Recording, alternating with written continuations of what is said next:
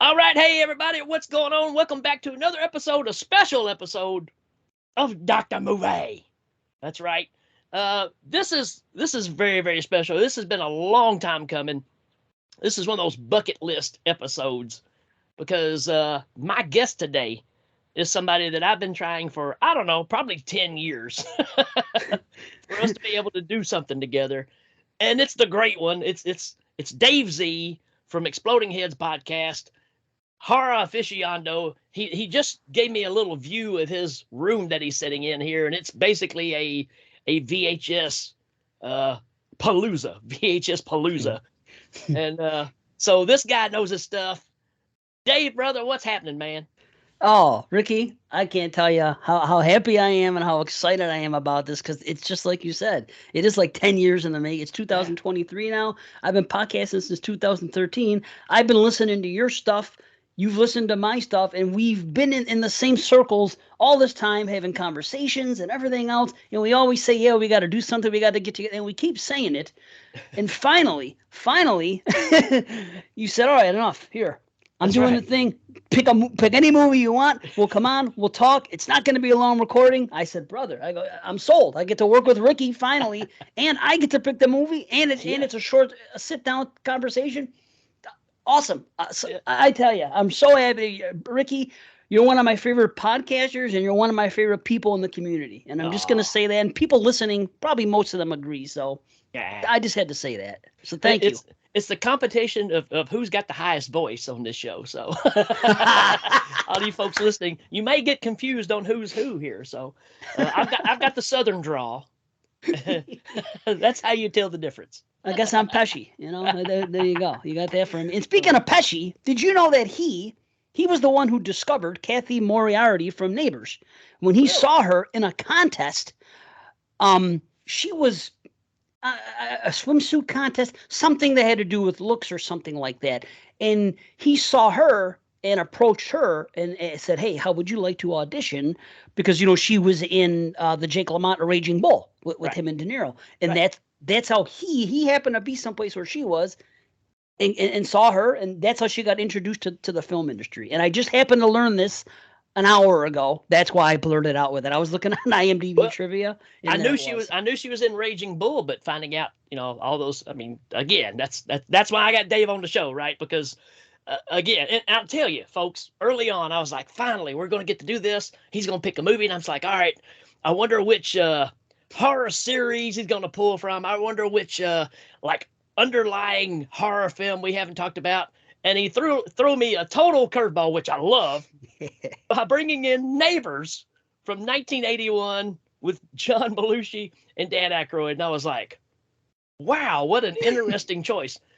And it doesn't surprise me. I mean, if you can't see what I'm seeing, well, I don't know. You may see this on YouTube. I don't know.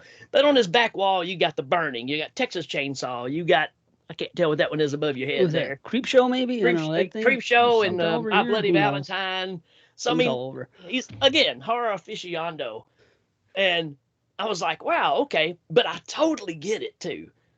And we wanted to save this for the conversation because I think we both have a lot to talk about this movie. You were saying you've seen this probably 100 times, you said? Here's the thing.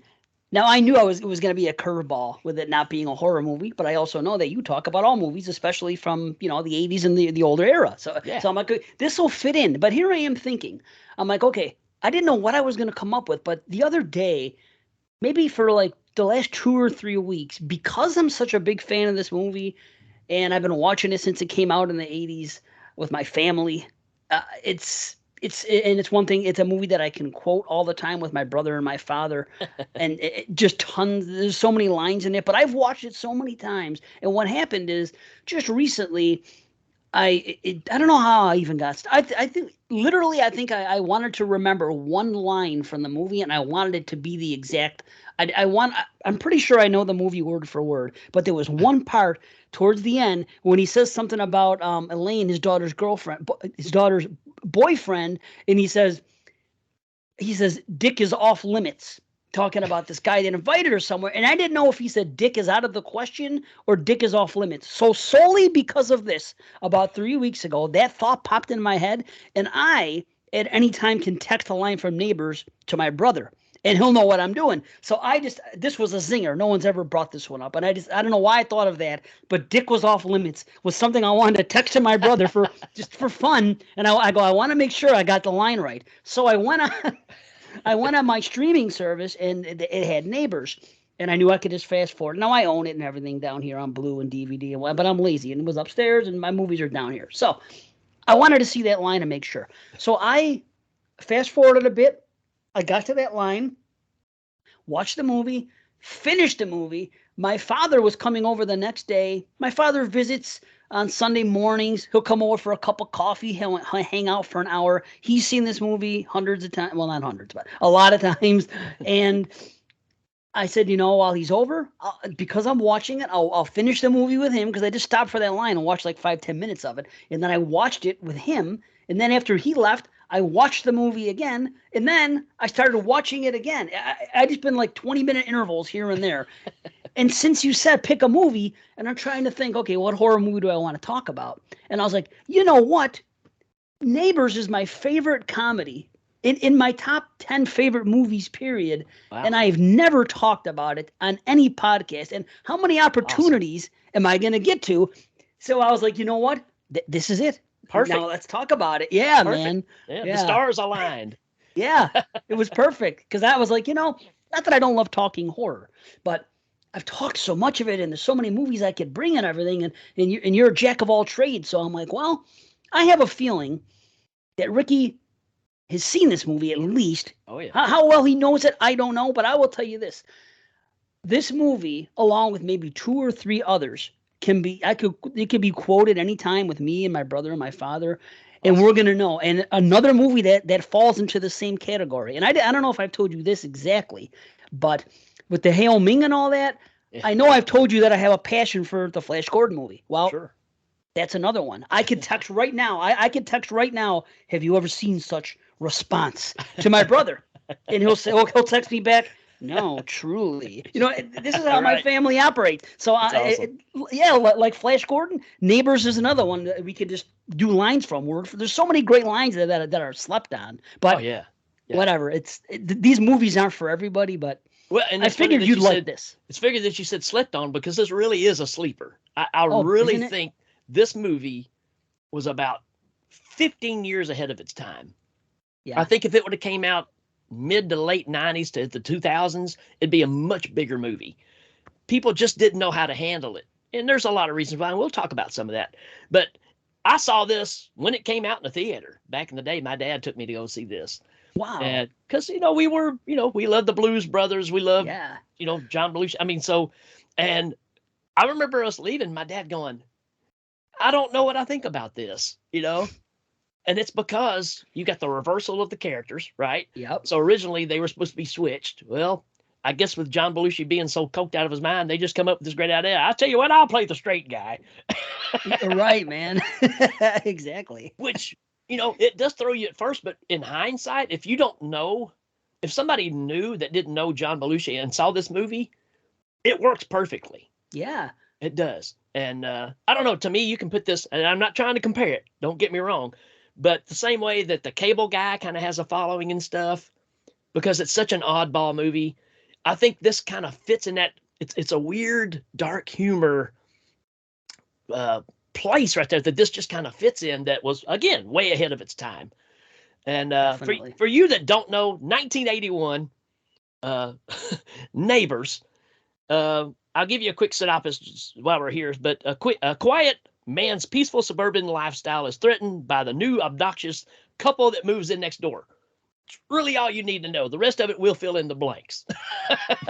That's it. It's pretty simple, right? Yeah. Matter of fact, my wife, just before we did this, I told her, she said, what are y'all going to cover? I said, Neighbor. She was like, what's that? So she had never seen it. So I was showing her clips, and she was like, this is strange. She said, that's Dan Aykroyd? I was like, yeah. Right? Yeah. It was so against type. And this, I believe, had to do with Belushi. Belushi was trying to shed his former characters, like the Blutarsky in Animal House and all the SNL gigs. And he wanted to be considered a more serious actor, and he was just getting sober, and he actually did right before this movie. He did Continental Divide, Right. which was him taking on a more serious role, and he did that one, and he was sober throughout it. So that was great. Now the thing is, after that wrapped, they got together and they came here, him and Aykroyd, and I guess just Aykroyd just wanted to make him happy, and he's like, okay, you want to play the straight man this time again? Let's flip it up. So they did that. I guess the set was a mess. There was a lot of arguing between. This is the sad part, honestly, is that Belushi ended up hating the movie, didn't like the score, didn't like the director, didn't like the way the music choices that were used, and all this other stuff. And the problem is this: poor guy passed away because a couple of months after there was released, right? Yes. Well, on this set, he was sober coming into it. He did Continental Divide. He was sober. He had wrote a novel. He had wrote a script or a screenplay for when he was at Martha's Vineyards getting dry and everything else, and something was going on. And he wrote a serious type thing, and he wanted to write it and star in it. And he was trying to sell it after Continental Divide, and nobody was going for it. And then Neighbors comes around. He gets on the set here, and he's still sober. And apparently the crew, and this is they're filming in 1980, 1979 maybe. There's a lot of cocaine flying around on the set, and it was a different type of world back then, and everything's going on.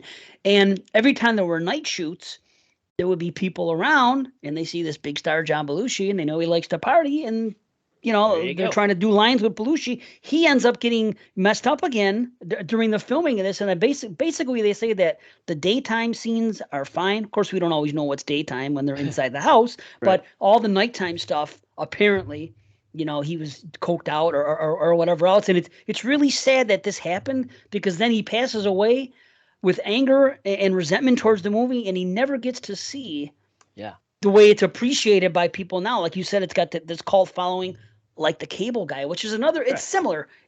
See, I discovered this is my type of comedy where somebody's being harassed for no reason by somebody else, and you're seeing it, and it even spills over into horror movies sometimes. Sure, absolutely. Right, and you see that. And honestly, if this movie were made now, 2023, this movie could have played out exactly as it was, but in the climax, Earl kills his family, maybe kills everybody, and runs off, and it would be a horror movie. Yeah, the setup is there, right? Being pushed too far, crossing that line, and you just snap, right? And we've kind of gone to where that's where this goes. And that's the thing about this movie when you're watching it. You don't know how far it's going to go, and I think that's the beauty of it. And quickly just run through the cast. Of course, we got John Belushi, we got Dan Aykroyd, we know that. Directed by John Avildsen, who did Rocky. So that kind of shows you what we're dealing with here. Which, was he a good fit? I don't know. I mean, if you really love the movie, then you think yes. But apparently to John Belushi and Dan Aykroyd, he wasn't the right guy. He didn't understand the humor. You got the problems with Kathy Moriarty, like we talked about. Catherine Walker, who plays Enid, is great. Yeah. Sure. But the guy that steals the show for me, Tim Zaskarinsky, man. He steals it. Great. He's the best in this movie. If you don't know who we're talking about, I'm talking about the Sweet Chuck from the Police Academy movies. Right. He plays a guy that owns a little auto shop or a tow truck service. He kills it in this movie. He's fantastic. He is. Yeah. If I didn't have to do this crap for a living, I wouldn't sell you my snot. I wouldn't sell you my snot. He's great. He comes to his house. Think about it. He waits outside Belushi's house. And we know it's after 2 a.m. because he tried to go to bed. And then he goes outside, and it's probably between 2 and 3 a.m. This guy comes back to his house, and he's waiting there on his porch. And he comes out and he goes, "That's a real nice joke you played out." And then he punches him in the gut. Punches him right in the gut and walks off. So funny, man. Just the things that happen in this movie. It's not your typical comedy, but it's almost like The Thing, where it gets appreciated years later. And it's like you said, it's ahead of its time for 1981, especially with this crew, Aykroyd and Belushi coming off the Blues Brothers and everything else they've done. It was a real oddball choice. But, a lot of times back then, when people took chances like that, it usually flopped. People didn't want anything different. Nowadays, I think that, moviegoers and fans of film look at things like that as a good opportunity to showcase your other talents and to do it and take a left turn and let's see what else we can do. And you'll see it more in modern film. It's not balked at, where back then it absolutely would have been, because film has just come a long way. It's just different now. There's so much out there. And back then, these are SNL, alumni. These are part of the original, not for what is it? Primetime players. Yeah. Yeah, primetime players. And it's like, this is not a normal choice for something like this. Right. But that whole experiment was always creating characters. I mean, no matter how bizarre. So I think you're right. I think this is both of them trying to stretch their abilities from what is expected, right? Because again, we know John Belushi is the crazy character, right? And Dan Aykroyd's always been the more stiff guy, the stiff-collared guy. And obviously, as the movies went on, especially with Dan Aykroyd, you can tell that he was constantly trying to expand who he was, right? Every once in a while, he'd slip back into, the straight-laced guy, almost like Spies Like Us, right? Let Chevy Chase do all the crazy stuff. I'm the straight guy. So, but for overall, you think about Nothing But Trouble, all these other flicks he did that were just so left field. Dr. Detroit, which I will be doing on this show. Awesome. I love that one too. It's a big one. Yeah. One more person I wanted to bring up. This is the tie-in, right? Lauren Marie Taylor, right? Yeah. Also known as Vicky from Friday the 13th Part 2. Friday the 13th Part 2. Very favorite movies. There you go. Yeah. So I thought, well, okay, that may be a talking point for us because we're both fond of Part 2. I know that. Oh boy, yeah. Isn't that weird? Yeah, and here's the funny thing. All the years I watched Neighbors, I'm going back to the 80s and in the 90s and the 2000s, and all the times I've watched Friday 2, I didn't make the connection that was her until sometime in like the 2010s. I don't know why. It's only a year later. She doesn't look radically different. I can't explain why I didn't like right away say, hey, that's Vicky from Part 2. Right. I just never did. Yeah. Well, I mean, one day I did. But you got to remember, she's just kind of in and out of this movie. She's not in it a whole lot, just pieces here and there. So she's almost not a focal point, right? You need her for a couple of the jokes. Right. And you get the turnaround of, oh, hey, I've been cleared. Somebody else admitted it, and I didn't do it, and I'm going back to college. I mean, so she's just in and out. Yeah. So you really don't focus on her a lot. It's just the fact of it adds more to the chaos that's happening, right? Yes. So that may be why, but this is the same year, right? That she was in both of these? Yeah. 1981. So. Yeah, 100%. Yeah, isn't that so wild? And this came out in December, the end of the year, and I'm going to say Friday came out in the summertime. Yeah. So I guess it's possible that I'd like to know which one was shot first, because like I said, she doesn't look radically different, but she doesn't look the same as she does on the set of Friday 2, the way she looks in there. It doesn't look the same. Her hair's longer, I guess, in Friday 2 and something. So, but then again, maybe it's pinned back and I'm not. It's just weird though. But I'm curious to know when they shot them, because, especially loving these two movies, they're easily both in my top 20 of all movies, not horror movies, not comedies. Friday 2 and Neighbors, no question, are in my top 20 of all films. I've always thought Friday 2 just was way more gritty and rougher than pretty much any of the other flicks. Oh, yeah. So I don't know if that's the reason that I like it so much, but there's lots to like about it. The look of Jason, the kills, the scares, him being more human, wearing the sack and everything. It's just different. Maybe some other day we'll talk about Friday. It's funny because we all think of the hockey mask, but I always thought it was scarier with the toe sack, because I grew up with Town That Dreaded Sundown, so I kind of, that imagery sticks with you. And I remember seeing the trailer for Part 3 and kind of being a little disappointed because it didn't look as gritty. It didn't look as I don't want to say low budget, but it puts you more into it. And of course, with the 3D stuff, I was like, oh no, they're gonna ruin this thing. But I was wrong. Yeah, still a fun movie. But and I'll say this: as much as I prefer the Part 2 look, the sack head and everything, because to me it's scarier. Yeah. The thing is, it wouldn't have been as dramatic moving forward in each movie to have that big reveal. You know, when the hockey mask comes off and all the movies, it wouldn't be the same with somebody just like pulling off a sack.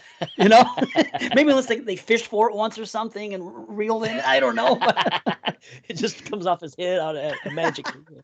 Right. A good wind catches it and just blows it off at the end or whatever.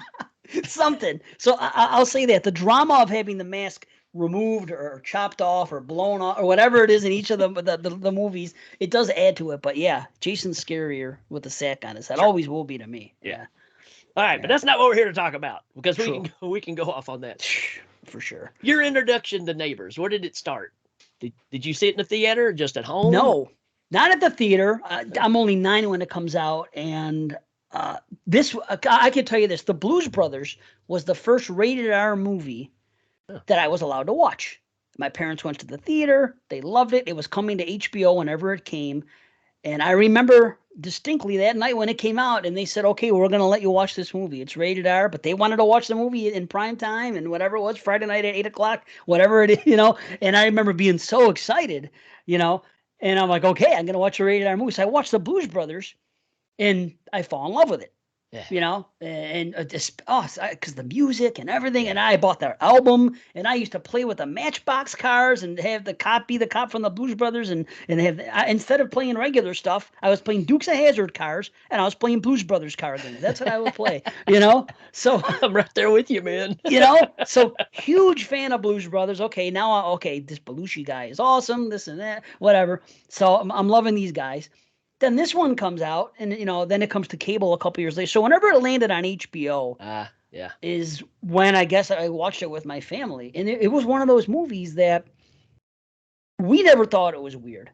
Nobody, my mother, father, my brother, and we never took it as, oh boy, that's an oddball movie. It was one of those movies that we watched it and fell in love with the dialogue right away, and Earl Keith's reactions to everything, his facials, everything. It's just, it was. I guess we just all had that same sense of humor, and that was it. So I just watched the hell out of it in the 80s, recorded it probably off HBO on a videotape, watched it again and again and again with family, and I've always owned it in some capacity. For a while, you couldn't get it. I had to get a bootleg, like a import DVD one that was like a multi-region.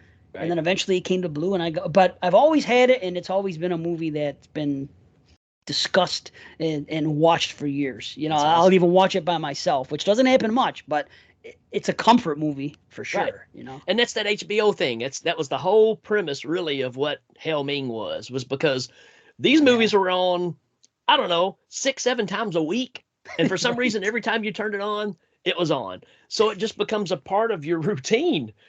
And you end up loving these movies. I love Metal Storm, the Destruction of Jared Sin, or whatever the name of it was, way more than I should because it was on 24/7 on HBO. Right. That's what it was. They had whatever they offered. We had to take it, and it was repeating. Now, I did that for a while, and then I started getting involved in horror so deeply that I was able to get a VCR, a second VCR. I was able to find out how to record from one to the other. Yeah. And I was doing that. And then from like probably 1984 on, it was a lot of horror movies, and it was a lot of me renting and taping them with the dual decks and just watching them so much that I didn't even really mess with HBO that much anymore, except for like the original shows, like whatever came on, First and 10, or you know, later on to be like Dream On or something. There was shows I would watch, but I was no longer, you know, it's so weird to talk about it now in 2023. Like if I have my daughter here, she knows because I talk about the past so much, but it's like to tell somebody that we had to watch what they gave us. Yeah. You didn't have an option. You had no, there was no, and it's just like when you rented a movie, you go to get a VHS at the video store. You had to spend a long time picking that movie out, and that's half the fun. I'd be in the store for hours with my friends, right? And then you finally settle on a movie. Now you go home and watch the movie. If 30 minutes into the movie, you think it stinks, guess what, buddy? You're stuck with it. You're still gonna watch it. This is it. You still have to watch it, and hopefully, and luckily for horror, if the movie was bad, a lot of times back then, it ended up being so bad it's good. So it made for a memorable time. Like there's bad movies we saw then that we still reference now. So absolutely, yeah. I mean, you are describing. It's weird. We are exactly the same because I remember myself going and renting stuff and learning how to dupe them, right? from VCR to VCR and having Yes. your copy that you could wear out. But yeah, man, so much of the fun was going to the store and going to the little mom and pop shop and staring at the 45 tapes they had up there and just trying to figure out which one do I get, right? And it's all based off that artwork, man. Yeah. All based on the artwork. And that's something I've been doing recently on Dr. Movies. I'm checking out all these that I passed on back in the day because of the art. Well, I mean, I was intrigued by the artwork, but I didn't check it out because, there was Nightmare on Elm Street, Right. and some of them I'm finding out it's probably a good thing that I passed on them. But it's that thing of you're like, man, that artwork always got me. I always wanted to check that out. Now I'm checking it out, right? So that's kind of a fun thing there. Anyways, back to this movie. We've talked about everything but the movie. I know. I knew this was going to happen. That's great, though. I mean, the setup of this is John Belushi is your everyday midlife man. He's having not necessarily midlife crisis, but he's definitely heading that direction. His life is boring. He's in suburbia, and life has lost its luxury. I mean, it's just dead, right? And you kind of brought it up on ago, the music. He wasn't happy with the music. It's got this sad trombone stuff that plays all the time. Yes. Whenever it's him like reacting, it's walk, walk, walk. It's like, what is going on? And he's dealing with a wife that seems like she could care less. Life has gotten the better of both of them. They're just going through the motions. Right. And the new neighbors move in the middle of the night. Yeah, right. Yeah, it's funny. They pull and he gets out of work, right? He comes home. He hasn't even taken off his work clothes yet. And he's sitting there waiting for waffles to brown, of all things. Thought his wife was going to make him something more. And it's waffles. And he's sitting there on the couch watching the news, chilling out. Never even bothered to go upstairs and get changed for, any of that. He comes home and he's sitting down. So it's probably like, maybe 6, 7 in the evening. Right. And he's just sitting there, and all of a sudden, he hears the noise. Hey, honey, there's people moving next door. There's no kid stuff. Thank God. Thank God. It's great.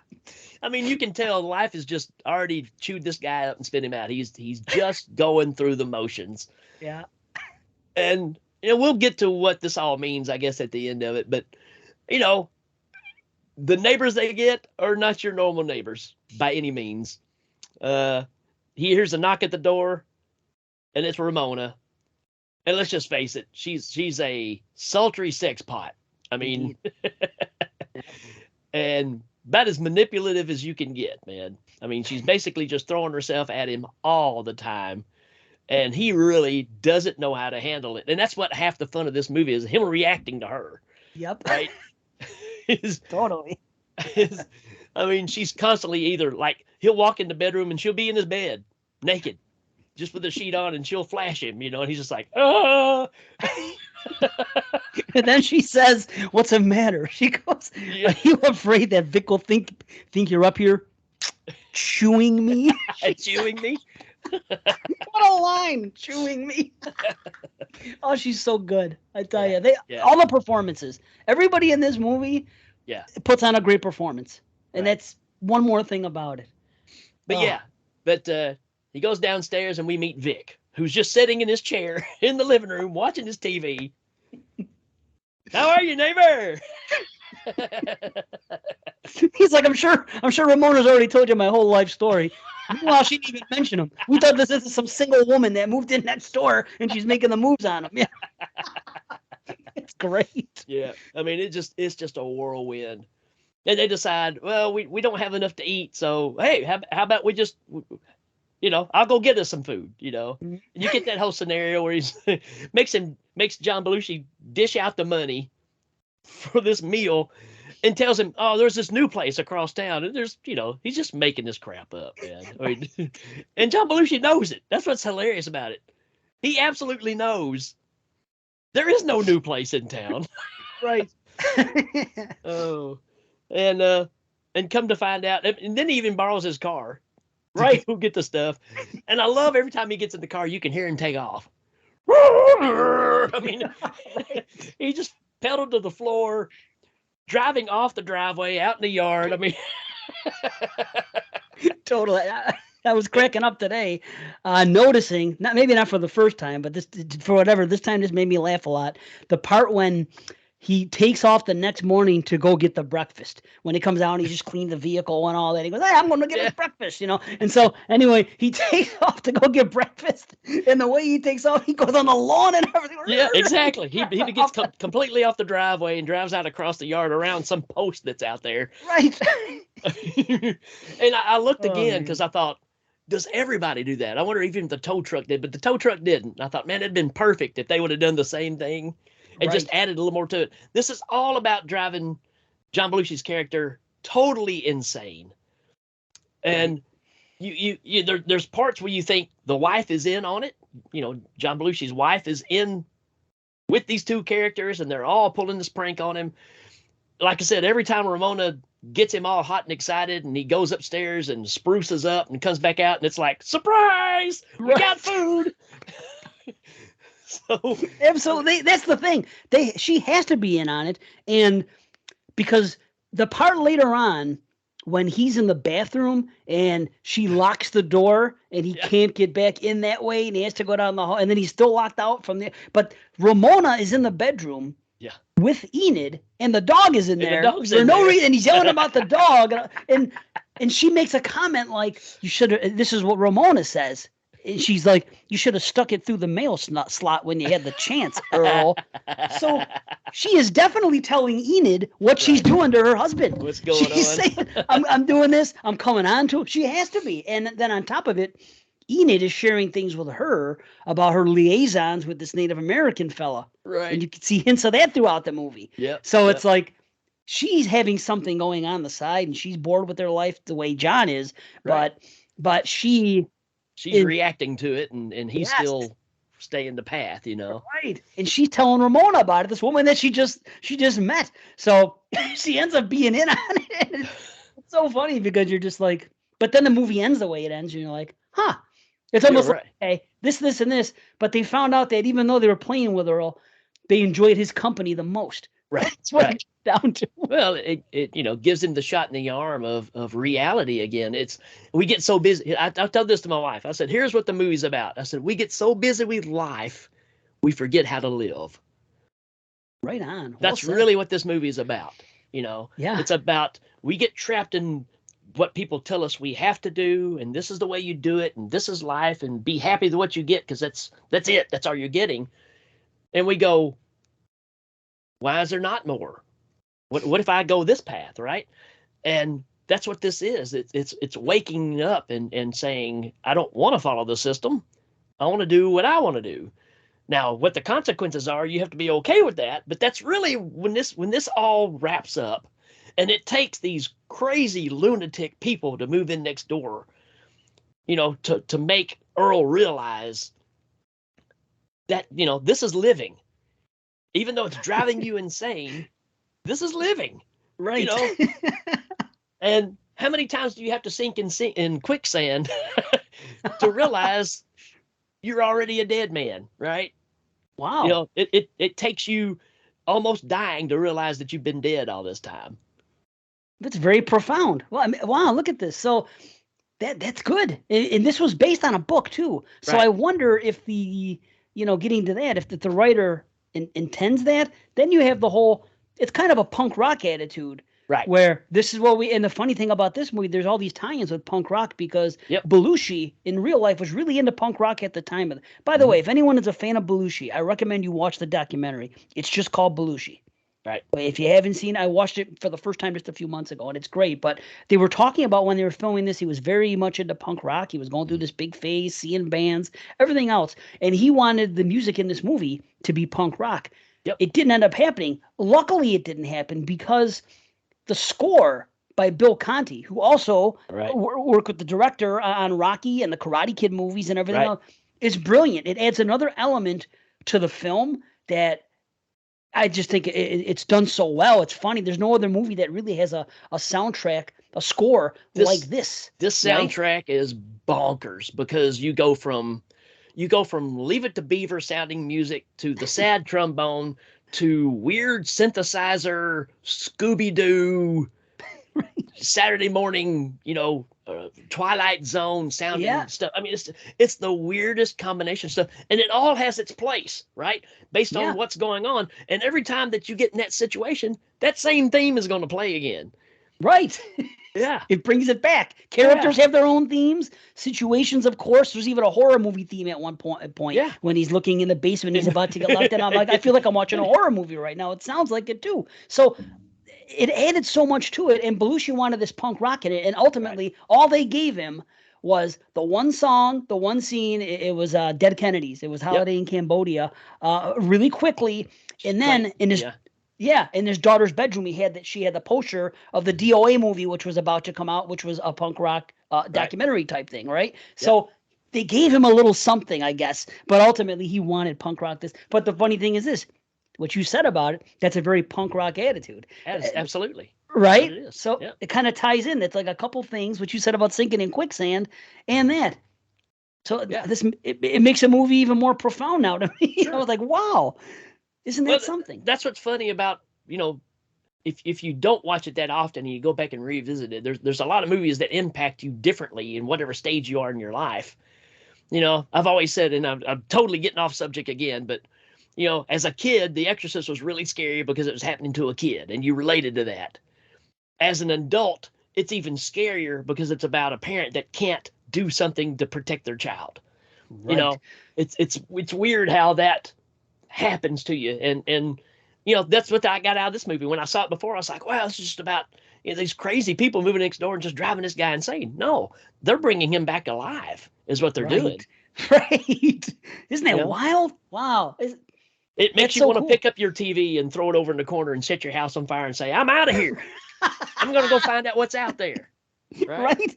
I'll tell you, I'm watching a movie today, and I legit am thinking, I don't have a tattoo on me, not one, because I can never settle, and because everything, and so many reasons I haven't. But I'm watching this movie, and I said, you know what? And I do this from time to time, and I never follow up. But as I'm watching it, and I've been quoting it for years, when he goes, born to party, and he does the thing on his arm, right?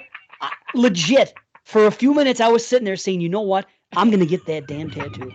I'm going to get it. Very few people are going to know what it is, but I think I should get this tattoo. Stay tuned. Talk to me next year and see if I ever did it. But wow, being the fan that I am of the movie, I could get away with it too. I'm like, look at this. Sure. But no one's going to know. Born to party. Which is fine. I like to party, so it can still fit in, but it's a direct reference to Neighbors. But now you're making me think about being the age I am and everything else. And even though I still feel young and I still act it, and people like you and I still have that fountain of youth mentality, and it keeps us cool, I think. You know what I mean? It keeps us from falling into a mode like becoming an Earl Keese. Well, we found who we are, and we've always, and that's what I tell people. You have to be comfortable with who you are. I think the problem, like we were talking earlier about social media and all this stuff, people are so busy trying to find who they are because they're not comfortable with who they are. Yeah. But when I'm the same person I was in high school. I haven't changed a lick, and I'm not going to, because I like who I am, Right on. It doesn't work for everybody. No. It rubs people the wrong way, I'm sure, sometimes, but I'm comfortable with who I am. So I don't have to do things to try to improve me, except maybe lose some weight, things like that, try to stay in shape. Who doesn't? Yeah. But at the same time, just like your back wall, your VHSs, my music stuff, my DVDs and all that stuff, it's part of who you are. And that's the beauty of it, right? So I'm saying, well, I don't have a single tattoo on me either. I've had a few. I was like, if I was going to get one, it'd probably be this. But I like the born to party one, man. It's awesome. Yeah, it would be cool. It'd be such a rare thing. I always would say, for years, I used to say it would have been cool to get a tattoo of tattoo. And what I mean, from Fantasy Island. I said, they play. Yes, because it'd be maybe someone's done it by now. But I thought amazing if you're out someplace and you happen to see a guy look on his shoulder and he has a tattoo of freaking Hervé Villachez dressed up as tattoo. I'd be like, wow, that's a clever little thing right there. I like that. And it brings up that conversation where you can go, hey, you want to see my tattoo? See, right? Totally. And here's the part: how many people are going to know? It has to be people our age or Right. older.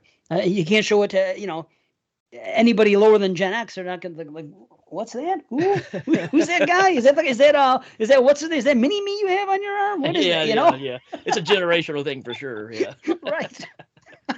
So a scene in this movie that I knew it was coming. It's even in the trailer. I've seen it. I don't tell you how many times, and I still laughed out loud when it happens.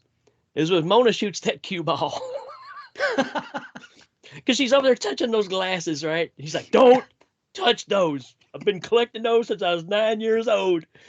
Sure enough, man, bang, knocks the whole shelf down. And I'm sorry, and you know it's coming. You Right. know it's coming.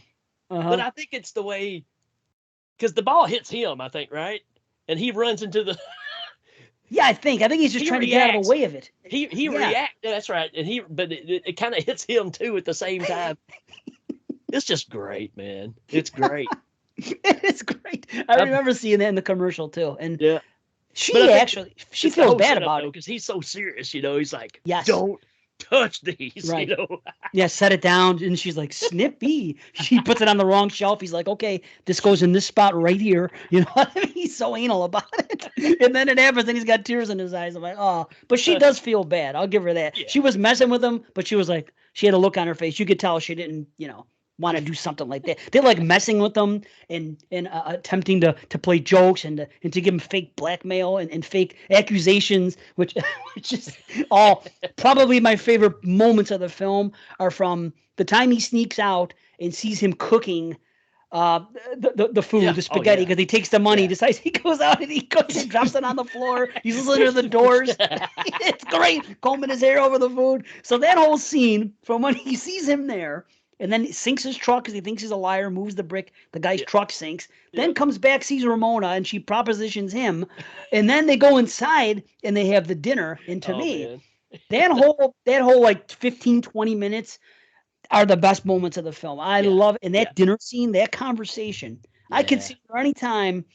If my father or brother were here, I could just go like this right now. Good, is it? And if I say good, is it? They know what's next. I must call Caesars and compliment the chef. And the whole thing comes in. She says he tried to pork me. Right. This get into this big fight. He leaves. That dinner scene is brilliant. It's only second to Hereditary. You know what I mean? As far as sit-down dinners and conversations, completely different things. But just they're both classic to me, and that is I love that conversation they have. It's done so well.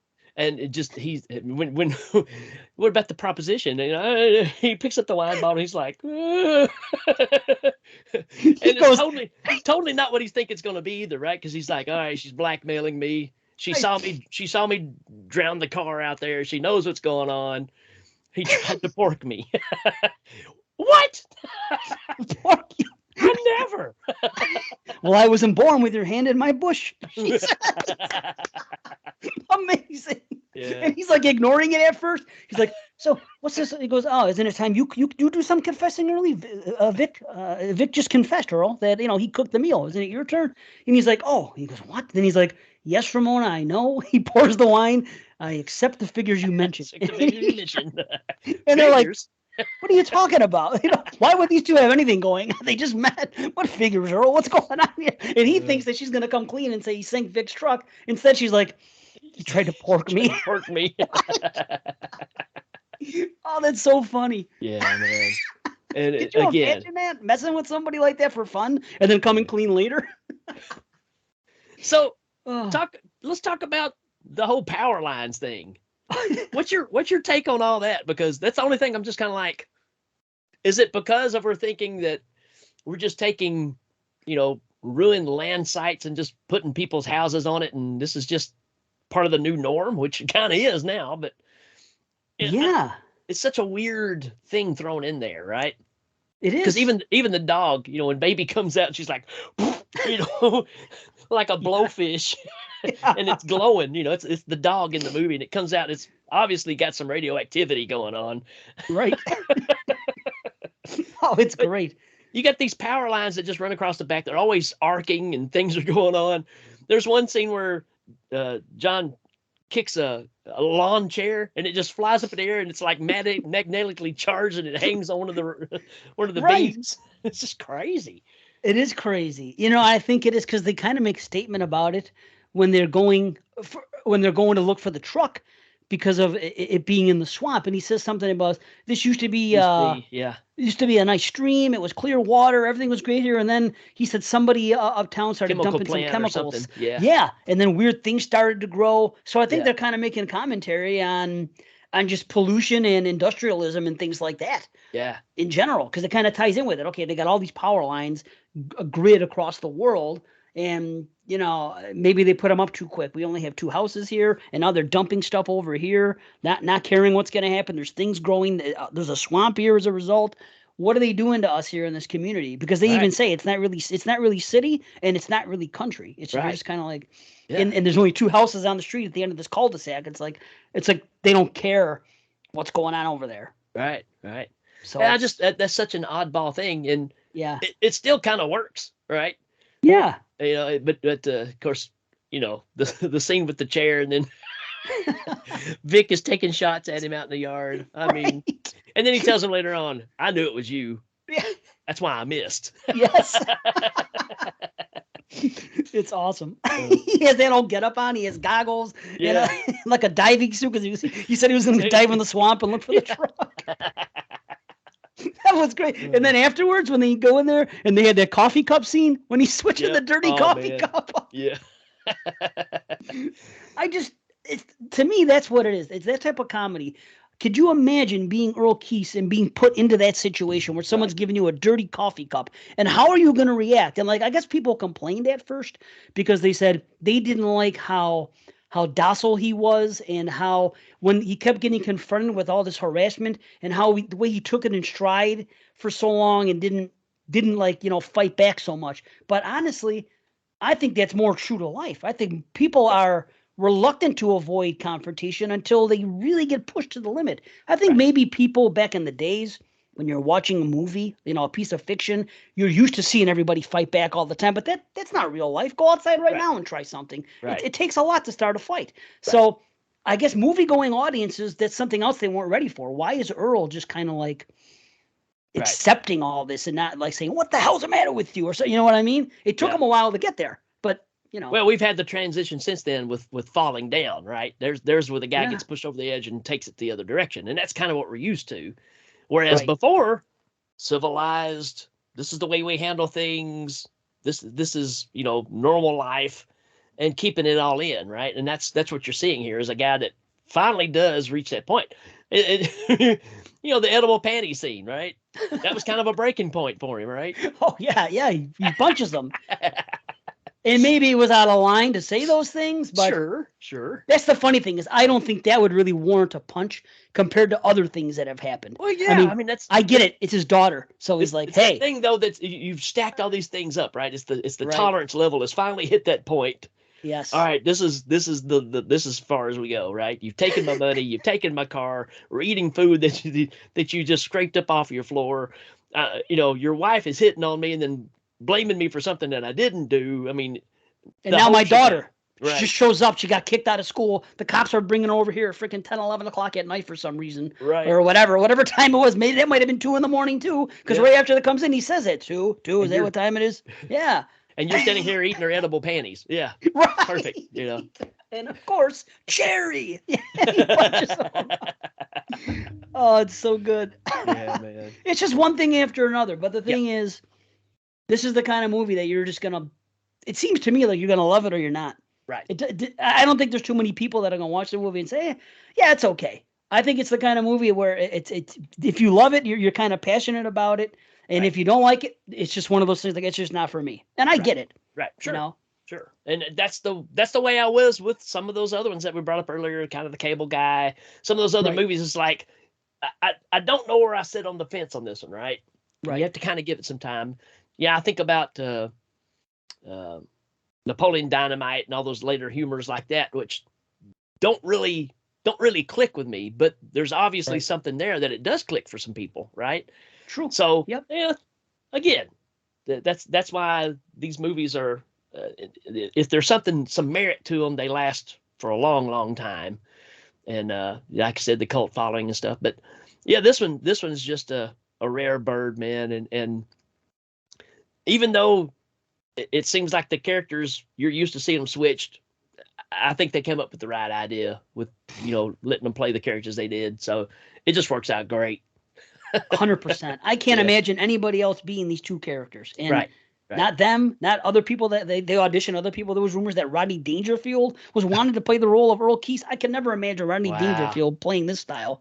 No, I can't see him being that serious for that long. It just and just other people. And I know that's the funny thing. There was all kinds of problems with the casting, and then there was problems with just Belushi. Like I said, Belushi didn't like or Aykroyd. They had issues with the director, Belushi more than anybody, but they both took umbrage with things, and they wanted to rewrite certain things and other stuff. And then they at one point wanted somebody called John Landis and asked them if they would come and direct the movie. And he's like, well, the movie's already started. I can't do that. And I think he was filming American Werewolf by then anyway, because they had already done Blues Brothers with him. But they're like, could you come here? And like, no. And then they could go. And then I guess it was tossed around that Belushi or Aykroyd could have directed it. So I don't know what happened between Elvis and them that could have been so bad. But man, I watched the movie and I think it's comic genius. I don't understand. But again, maybe they just didn't have the foresight at the time.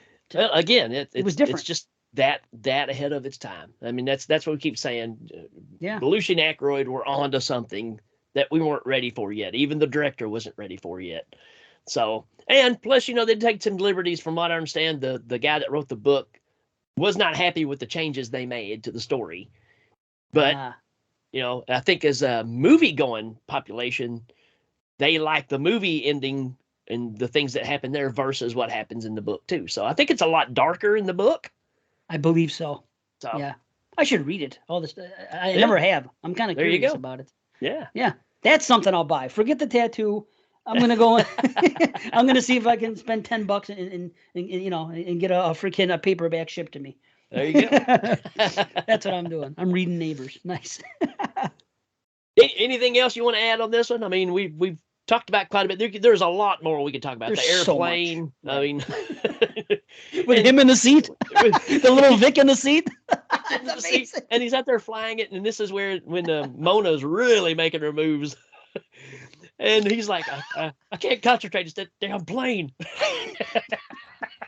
That is great. And then he comes over and he's coughing, and he doesn't believe it. He's like, you guys are fawning all over a phony, and a fraud. And then all of a sudden there's a fire. The house burns down. And then you find out they're squatters. They weren't buying the house. They weren't even going to live there. No insurance, no nothing. They just came and lived there because they knew that it was empty. And that's it. Oh, man.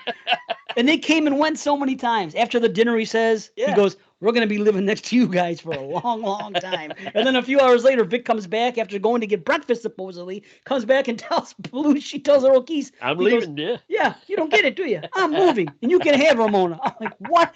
What's going on here? Then they burn it down. Then they're going to leave again. Then they invite them to stay, and that whole conversation. Oh, man. They're back and forth so many times in 24 hours. They take off walking, then he's like, my checkbook. And he goes and confronts him about the checkbook.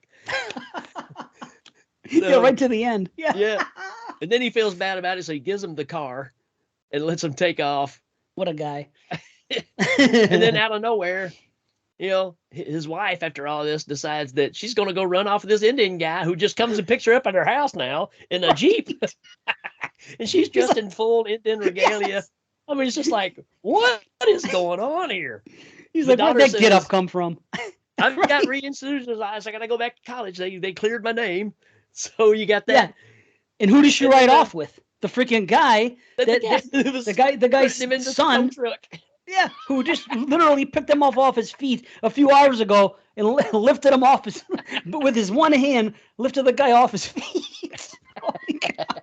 And now his daughter's going off with him. How do they even know she was there? Although there is that funny part when the guy does show up, the other guy from Police Academy, Sweet Chuck. He's like, I heard you got a whore in there. And he's like, what are you talking about? He's like, you don't got a whore in there? And he's like, of course not. He goes, well, if one shows up, you let me know, right? When you shows up, when you let me know. Just who thinks to write this into the movie? It's great. Yeah. It's such dialogue. Yeah. And, I've always been kind of passive on him because he's almost a he's definitely a character, player, Yeah. but he works perfect in this movie, man. He just Definitely. nails it. So Yeah. just got the right attack, right? Because it's almost like I know this guy, right? I've been to his shop. Right. I know. Totally. Yes. Yeah. Very believable. Yeah. Yeah. The look of the shop, everything. It's authentic as can be. Yeah. Totally. And the guy's attitude. And how about the phone call that they make Oh, man. when he's downstairs and he calls his friend? And the guy on the other line knows that no one lives next door to Earl for some reason. He goes, "It's Vic. He lives next door. No one lives next door to Earl." That's right. The guy is. So he's like, "What the hell's going?" This poor guy's in bed in the middle of the night when his wife and the phone rings and all this craziness goes on. He's like, "And don't ever call here again, Don't Vic. ever call her again." I tell you, it's brilliant. it is. There's so much dialogue in this movie, just like a Flash Gordon, where you could sit and just talk lines from the movie, and nobody realizes it except the few people that are passionate about it. But there's just so many lines, like you said, maybe like a Napoleon Dynamite, right. or maybe like a Big Lebowski or things like that. People talk about they quote things, and I'm like, I enjoyed those movies. Don't get me wrong, but to me, I don't know. I just seem for me personally, the dialogue here just seems it's like on another level, and I'm surprised more people aren't into it. Yeah. And again, that's why we want to talk about this, because if you do like those kind of movies, you don't need to overlook this one. I mean, because I think personally, this is the precursor to all that style of humor, and I don't know that you can beat this one really when it comes to this style. I think this one just really delivers, and like I said, way ahead of its time. And like I said, I think it would be appreciated much, much more if it came out in a different decade. It just, nobody was ready for it. And that's really where I stand on this. And again, there is a lot of meaning to this movie about our day to day, right? I mean, as funny as it is and as crazy as it is, life is short. You better live it, Yes. Well said. Yeah. Yes. So cool. Yeah. I always do a rating on these things. I think it's pretty obvious. I do a 1 through 5. 5 is obviously the top. What you give it, man? Oh, a 5, of course. It's been a 5 since the first time I saw it, and it's one of my very favorites, and I'll never get tired of it. So I don't give a lot of 5s, but it's a 5 for me as well, man. Nice. I've always liked this movie. Always liked it. I've seen it maybe 20 times. I don't think I've done 100. But I've seen it quite a few times. And so, again, as soon as you brought it up, I smiled because I was like, wow, because this is definitely something that a lot of people don't know about, or a lot of people know about, they just never seen it, right? Sure. And this is that thing that really makes me want to talk about movies, because these are these gems that you want to lead people to go and see. So perfect choice, man. Awesome. Choice. Yeah. Thank you. I was just happy. I had a feeling maybe you'd like it. I'm like, okay, it's from 1981. It's Belushi Aykroyd. It's off the wall. Ricky does like some off the wall type things, and the whole Flash Gordon thing, and I like that with the lines, and there's so much dialogue here. Maybe this is going to be in his wheelhouse. So I was okay, hopefully. I didn't know that you were that much into it, but now, wow, awesome. But like I said, it's one of those memorable theater experiences because it was so different, And again, this is, my mom and dad split when I was very young, so my dad would get me on weekends, and our thing was just go check out a movie. Right. So we went and watched a lot of stuff, which probably led to me watching a lot of stuff I probably shouldn't have watched. But I mean, this is one of those that I just distinctly remember watching in the theater and walking out and going, wow, that was really different. And like I said, my dad was like, I don't know what I think about it, So, it was working its magic back then, and I need to see if he'll watch it again and see what he thinks about it now. Do it. I think he would enjoy it now. So do it while you can. Anything with our parents, do it while you can. You know what I mean? Right. 100%. I mean, my old man's 85 now. Wow. God bless him. He's still kicking it. He's, you know what I'm saying? My mother's about to be 75. So I've been very fortunate that way. But it's like neighbors, like even tomorrow when my father comes here in the morning, just because I have it on the thing, when he's here having coffee, just kicking it, I'll put it on for 20, 30 minutes and we'll have laughs. And I'll set a time aside where me and him and my brother will sit down and do it. We watched Flash like last year because I got the 4K. That's one we had to watch. There's like certain movies. There's like half a dozen movies that we've watched so many times since then, and that's one. But like you said, with your father, you got to do it, man, because tomorrow's not promised. You got to enjoy. It's like life, like you said, you got to live your life. And some of the fun in living life is sharing a great movie with somebody. Absolutely. You know, so yep. Do it, man. Do it. Yeah. And that, I think you're tapping into exactly why the movies and stuff like this are so important, because it's not only just watching the movie, but it's creating those memories of who you saw it with, you know, who you share it with, that interaction. Like, you know, we're talking about Rocky a while ago. My daughter, I have a grandson named Rocky because my daughter is such a big Rocky fan. And it all started with us sitting down. She was probably 12 years old. I said, hey, the first Rocky movie was coming out. I said, you want to watch a Rocky movie? She said, I just don't see how that's going to be any good. You know, I just don't get it. I don't see how a boxing movie, and again, 12-year-old girl. Yeah. When the movie was ending and the credits were rolling, she said, you want to watch the second one? And then one day, 2 or 3 years later, not that long, she came through the house one day. Me and my wife were having a conversation about something. My daughter said, Rocky IV is the greatest movie ever made. I looked at my wife and I said, my job here is done. That's awesome, man. So, I mean, even to the point where she named her son Rocky. I mean, that's and that's all because of that relationship and growing up and sharing movies together. And, you know, that's what these movies are for us. All that collection you got down there is all putting you in a time and a place that you still cherish so much. And to share those opportunities with other people, that's what makes it all worthwhile, man. People think of it as wasting time, but you're really building memories. You just don't even know it. Right on, 100%. It's not wasting time. If it makes you happy, then how is it wasting anything? Even money. People could say, hey, well, what do you do with your money? And you know what? As long as my bills are paid, I mean, nobody can say anything about me. You're not. You know what I mean? I have a house. I do my thing, whatever. But it's like when I was collecting these VHS tapes, I had to go to these places to get them, and I mean online, like to VHS collectors and stuff like that. Yeah. And it turns out when they found out what I was doing with them, they got angry at me because I just used them for display purposes. I wanted the shelves to look. I wanted to be a replicant of mid to late 80s when I went into my video store. And the movies that I would see on the shelf are the movies that I wanted to have. Alphabetical, just like it was. My favorite ones, the covers are, even if the movies weren't good, they were just memorable covers for me. So I wanted them. So I collected them. And then I even ordered the things, the blank VHS cases. So I'll put the cases behind it because, you know, when the movie was rented out, there would be no case. So most of my movies have a case behind it. So it's as authentic as it gets. So now people see this, and I put a video out on YouTube, and I talk to them about it. And when I tell them that I'm not watching these movies, that I'm not buying them to play in a VHS player and watch it for whatever reason, they would get angry at me. Upset. They would say, like, I'm wasting my money. Why are you doing this? You're not even watching the movies. What's the matter with you? And I'm like, well, this is what makes me happy. So just why are you messing with me? I'm not taking the movies and smashing them and saying, hey, your hobby sucks. Here, I'm gonna rip out the tape. I'm not antagonizing them. I'm doing something that makes me happy that I want to share with other people that maybe it'll make them happy. And why not? Oh, trust me, I'm already like, man, I wish I could do that.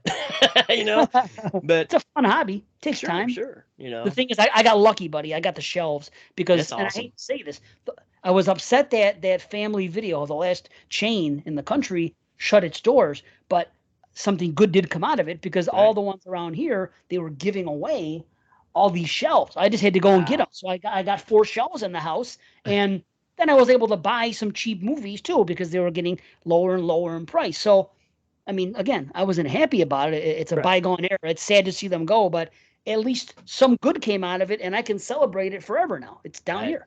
Right. Yeah, I think it's great, man. I really do, because it is such a piece of who we are, man. The whole VHS boom, there is not another time like it. I mean, I like the way things are now as far as just access, right? But it was a magical time because this is the only way you knew what was out there. This was not the stuff. The majority of this was stuff that you would never see in a theater. Right. And so, you know, to walk in and see these movies and just taking a chance on it, there's just not another time like it. And Yeah. yeah, again, it puts you in a specific time and place, and that's just where I live, man. It's where I live. You and me both, brother. It's the greatest. Why not? You know what I Right. mean? It makes us happy. It gives us it keeps us in that right frame of mind, that mentality that, once you let go of that, you're done. That's what Right. happens. You become like Earl Keith at the beginning of the movie. Right. You know what I Yep. mean? And I'm not letting that Yep. happen to me. Yeah. I'll We're die supposed first. supposed to grow up and Nah. not have hobbies and just sit in our chair and be a man, you know. Right. So Never gonna happen. Sorry. yeah, yeah, I'm with you. It's not gonna happen. I may have grown up. All I am is more responsible, and only because I have to be, not because I necessarily want to be. So, but I mean, I'm responsible. I I'm go to work. I pay my bills. What do you want from me? I help so my. I'm a good father. I try to be. That's it. so I'm Husband. sitting here and we're doing this podcast, and I'm actually sitting at my drum set, which Ah, is a zebra skin drum set. So if that doesn't say you need to grow up, I don't know what does. Right? I love it, man. Oh, that's great. So, I mean, again, it's who you are, right? Yeah, man. I mean, I'm sitting here. I've got a Spinal Tap, Evil Dead, Army of Darkness, and a $6 million man lunchbox over my head. Wow. I love it. Oh, you that's know, great. and Man. it's who you are. It's who you are, and never be ashamed of that. And again, if you take one thing away from this episode is when this movie is all about living your life. Nobody else can live it for you. You got to find what makes you happy because you ain't got long. Amen. Yes, sir. Truer Yep. words are never spoken. Yeah. It goes by fast. Have fun. That's what we're here for. Have fun, man. Do what you Absolutely. do. You Well, know? man, we're getting close to. We've been running a little over an hour. That's pretty good. Uh, Yeah. Let everybody know. I mean, everybody knows Exploding Heads, right? But go ahead and give us a rundown, Maybe. kind of what's going on with the guys, what y'all got going on, where they can find you, all that good stuff. Cool, man. Thanks. Yeah, Exploding Heads right now. All our newer episodes are on our Patreon page, and there's 3 episodes a month. And the cool thing about that is we always have a free trial. It's a free trial for 30 days. You come in and there you go. You can get access to everything. So, and at the most that people pay, they pay $3 a month and they get 3 shows. However, they don't stay on Patreon exclusive forever. We also release them to everybody else after somewhere between like 8 and 12 months. They'll come out and they'll be on iTunes and Yeah. Spotify and YouTube. So if you're not on the Patreon getting the brand new ones with the video and everything, they will eventually be at those places. It's Exploding Heads Horror Movie Podcast, and we just had episode 200, which was the Wow. top 200 horror movies of all time, which we had people vote on and everything else, and we had to compile this big list and It was a 3 episode thing. It was like maybe 20 hours worth of stuff for one episode. So we went hard into that, and now we took a little tiny hiatus, and we're coming back in a few weeks. But there's Exploding Heads. And then I'm on the other show with there's 9 of us on that show, Jay the Dead's New Horror Movies. Wow. And that is a big one with there's so many different things, though. Everybody has their own segment. We mostly talk new horror movies, as the title would indicate, but we also sometimes talk about a retro film that gets drawn out. And but we're on top of things there. There's lots of stuff, and you can find Jay the Dead's Horror Movies same places as everything else.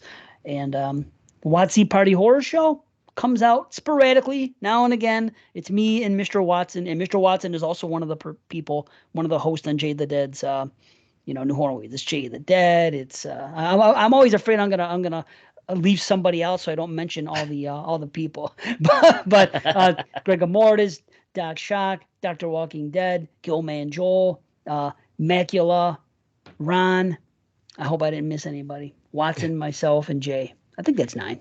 I was wondering about that because I thought that Watson was on that show as well, and I was like, oh, so if y'all just kind of not doing as much with the solo show that y'all had, or what? So, well, Watson doesn't have to do the work now. Watson doesn't have to do the recording and the editing and all that stuff. Jay does it. So it's like, okay, it's a lot of work for Watson to do it because he's you know how it is a production. And absolutely.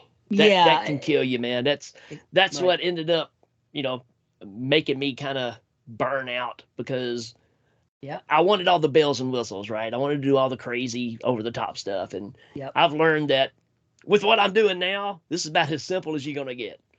And that's just working for me. And I'm cranking out pretty much an episode every day all through the work week. So, I'm catching up with you. I've got 105 in the pocket already done. Wow. So already of this one. Holy cow.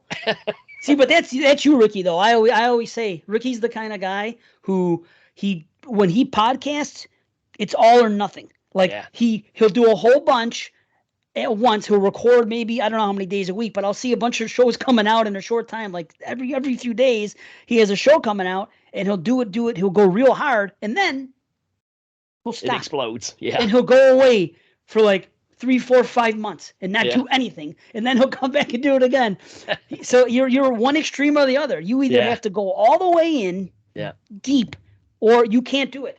And hey, at least you know it, and at least you take your breaks, which is cool, because you got to pull away from it. You can't let it consume you. You don't want it to. You want to live your life, Right. And the good thing about what I'm doing is I'm doing it while I'm driving to work. So it's time that's just being utilized that I'm just sitting in a car. So that's what makes the Dr. Movie thing work so easily. And I basically just record it, send it out there, it's done. And, I'm starting to do these things here when I'm having a guest. I'm going to try to do maybe one a week, maybe every other 2 weeks, something like that, just to kind of get this thing going. Because you miss that collaboration stuff, Yeah, man. But yeah, that's what works for me. But y'all need to not worry about Dr. Movie. You need to check out Exploding Heads. You can find their Facebook page. They let me show all my crappy stuff on their page, so that's nice of them. Of course. I love your stuff. Keep doing it, man, But, man, keep doing I got a feeling that we're going to do this again. I'm just saying. I'm with you there.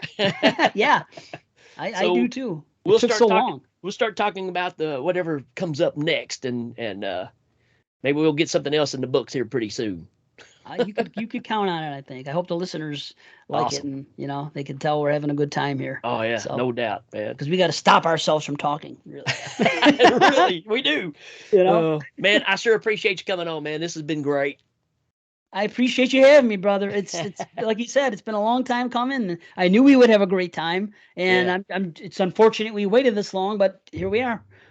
So yeah. More to come. Stay tuned, right? Absolutely, folks. Y'all just hang tight, and if you like this, then I'm sure we're going to have another one down the pike for too long. So just hang in there. Thanks, everybody, for joining us. If you got any comments, questions, concerns,